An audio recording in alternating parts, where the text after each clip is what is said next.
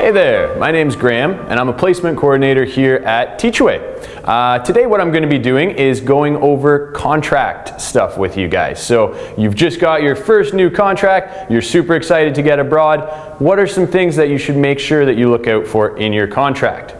Just to give you some background about myself as well, after graduating Teachers College here in Canada, I went and taught abroad for a year and a half in Australia, followed by a year and a half in the UK, in London, and then I did 1 year as an ESL teacher in Korea as well. So hopefully some of my experiences, both working here and my experience teaching abroad, will help give you some good info for your contract.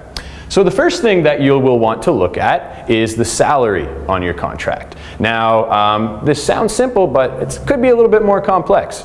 Typically, the salaries are going to be written in either US dollars or the local currency. So you're going to want to make sure you know which one it is. Also, you're going to want to know if this salary is before tax or after tax. This can have a significant effect on your budgeting when you're getting ready to move abroad and having a more realistic picture of how much you can save and what you'll be making.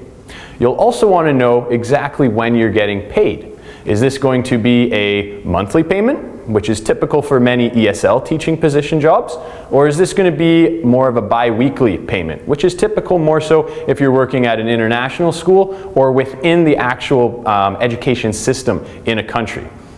Next up, we have vacation. So obviously you're very excited to be going and teaching abroad, and part of that, of course, is being able to travel. Go see the country that you're moving to and other countries around it as well.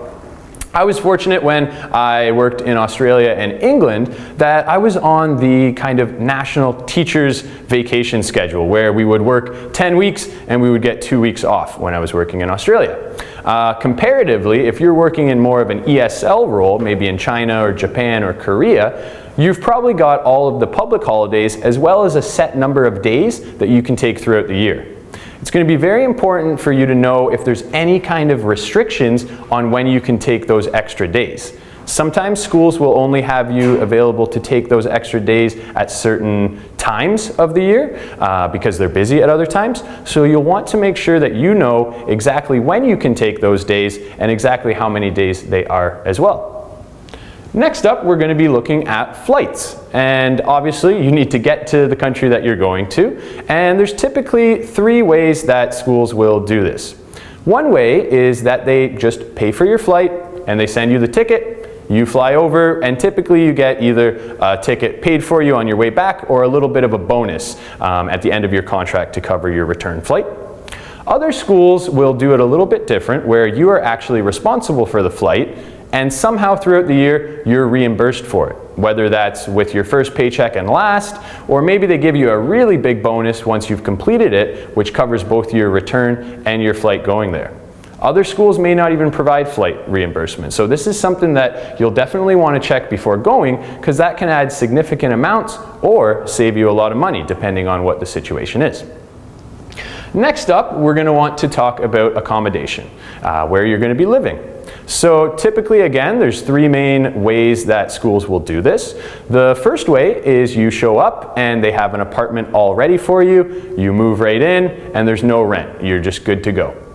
Another way that they typically do this is through what's called a housing allowance. And this is very typical with ESLs as well as some Middle Eastern teaching positions, whereby in your contract you will be given a specific amount each month, and that amount is meant to cover the cost of your rent and perhaps your utility, hydro, things like that as well. So it's very important that you check in with your school to see exactly how housing is provided.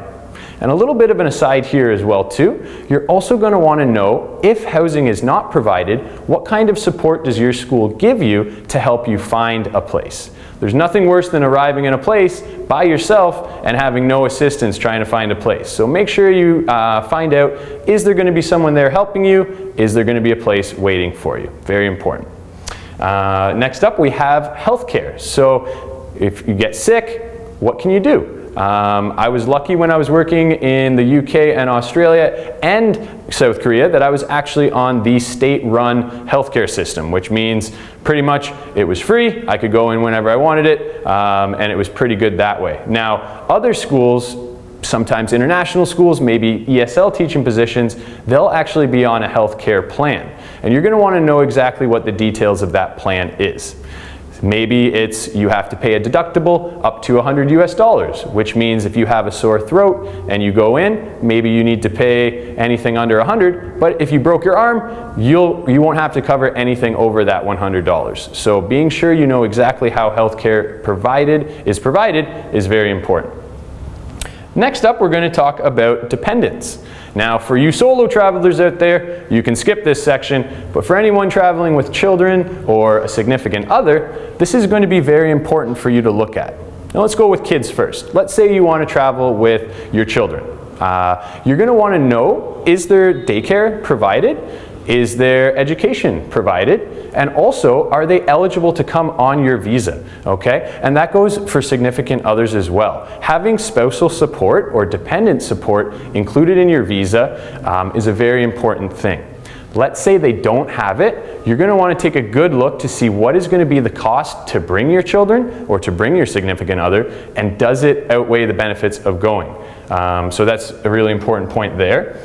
Also going along with dependents is, depending on the culture that you're going into, there may be some issues in terms of wanting to live with a partner when you're not married. Some cultures generally do not like to have this with their teachers coming in, so you're going to want to double check, can I live with my partner who's planning on coming with you as well? Very important. Next up, we have contract length. Typically, international contracts for teaching run in year increments, so you're looking at 1 year, 2 year, 3 year, and this is typically stated by having a start date and an end date on your contract. So it sounds simple, but there's a few little points that I would encourage you to look into.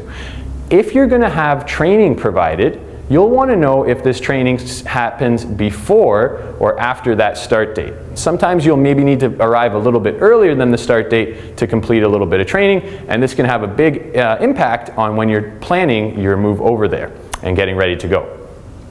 Last up, we have contract termination, and this is an area of contracts that a lot of times can scare teachers a little bit, and that's understandable.